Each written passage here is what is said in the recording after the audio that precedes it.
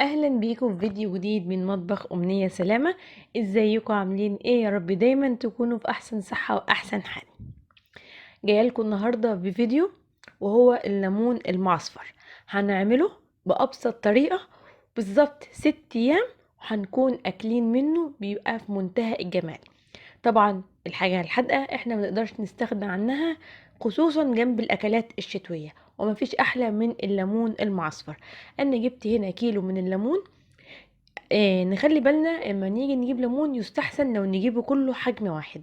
غسلته كويس واخدت الليمون، عملت فيه كده زي علامة زائد كده بالسكينة. ما ننزلش للاخر لليمونة، يا دوب 3/4 الليمونة بس. انا عايزة افتح الليمون كده كروس ل 3/4 الليمونة مش للاخر. جبت حلة فيها مية بتغلي على النار وهنزل بالليمون بتاعي. شايفين المية بتغلي ازاي؟ اول ما هنزل فيها الليمون، طبعا عملية الغلوان دي هتقف زي ما احنا شايفين كده. خلاص ما عادتش المية بتغلي زي الاول. هفضل سايبة الليمون فيها لحد ما المية تبدأ تغلي تاني بنفس الدرجة. شايفين اهو، مجرد ما المية رجعت تغلي تاني زي الاول، يعني يا دوب 5 دقايق بالظبط ما بين ان انا حطيت الليمون والمية، الغلوان بتاعها وقف ورجعت تغلي تاني. هطفي النار وهرفع الليمون بتاعي، ومش هستخدمه ولا حاجة جنبه خالص الا ما الليمون بتاعي يبرد. خلاص اهو بالمنظر ده الليمون لسه يعتبر متماسك، انا مش عايزاه يستوى قوي.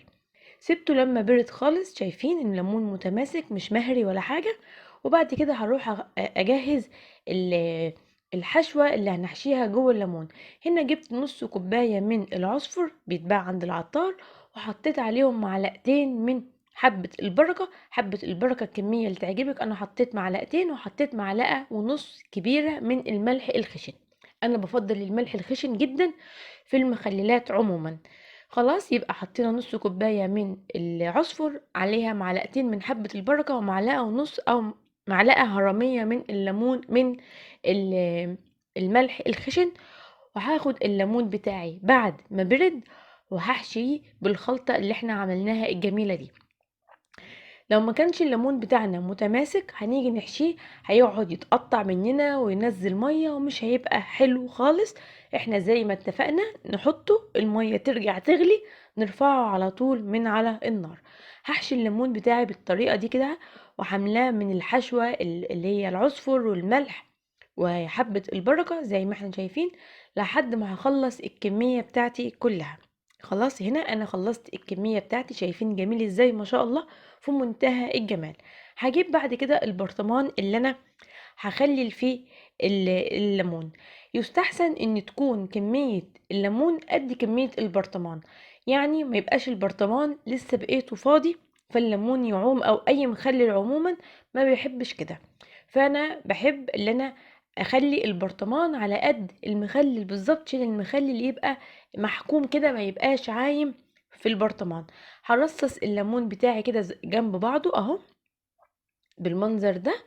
وممكن نضيف مع الليمون ده حاجات كتير. انا النهارده ضفت الفلفل الشطه اللي هو بتاع الزيتون، القرون الشطه المقرمشه الناشفه بتاعه الزيتون. انا هنا خلصت الكميه بتاعتي كلها، وهبدا اكمل البرطمان بتاعي بالفلفل الشطه زي ما احنا شايفين كده اهو، لحد ما اخلص الكميه بتاعتي. الشطه دي بيبقى طعمها جميل جدا جدا مع الليمون، وكمان هتساعدني ان انا افضل ضغطه الليمون بتاعي لتحت ما يعومش جوه البرطمان اهو بالمنظر ده.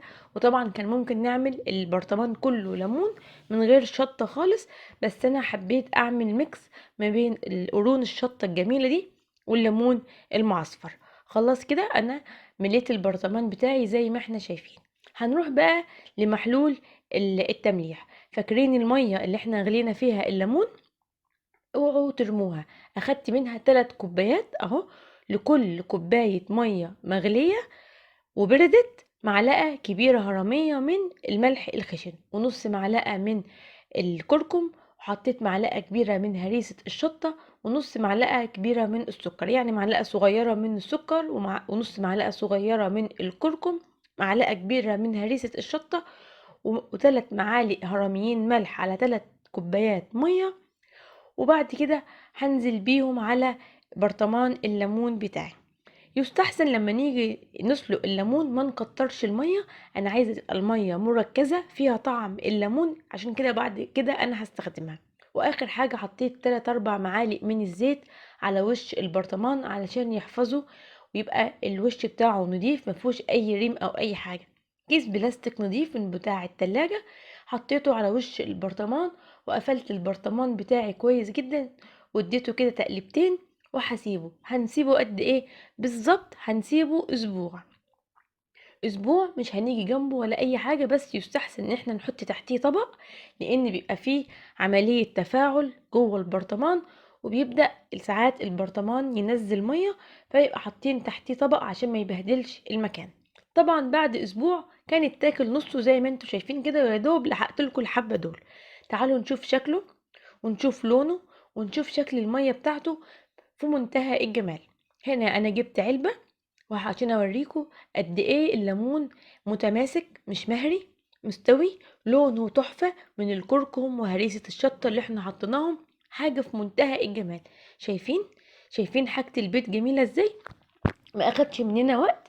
الليمون ما شاء الله كتير ورخيص، يعني لو جبنا كيلو هيعمل برطمان كبير. تعالوا نطلع كده ونتفرج على حبة الليمون اللي يفتحوا النفس على اي اكلة، في الفطار جنب طعمية سخنة وفول، في الغدا، في العشاء، ما يقولش لا ابدا، بيفتح النفس جدا مع الاكل، ونضيف وعاملينه في البيت وفي منتهى الجمال. ايه رأيكم بقى؟ حبة ليمون زي العسل، ايه رأيكم؟ حبة البركة مدينه طعم مع هرسة الشطة تحفة، والشطة كمان مقرمشة، وشوية المية دول هم احلى حاجة فيه. عايزاكم تجربوه، هيعجبكم جدا، سهل وسريع ما بياخدش وقت. ولو عجبكم الفيديو ما تنسوش الاشتراك. اشوفكم في فيديو جديد، مع السلامة.